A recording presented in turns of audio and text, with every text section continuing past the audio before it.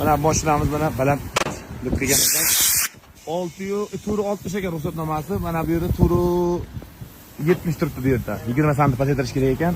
Shunga kichkina balolar olib keldik mana bunga. Perevol. Mana bu yer tunnel mana, tunnelga hozir mana tunnelimiz mana bu yerda. Endi mana shu yerda keldik, hozir balonchalar bilan, pakana balonlar bilan. Taxminan hozir 10-12-15 santimetrgacha pasayishni kutyapmiz hozir. Mana balonlar bilan, mana balonni ko'ringlar, ozgina ancha pakanada.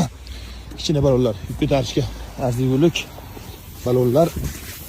Like bosib qo'ysalaring, hozir yana videoning davomini qo'yaman mana. Shuna qilib mana kichkina balonlardan qo'yaman. Ushlab tur balonda. Bosib turing. O'sha.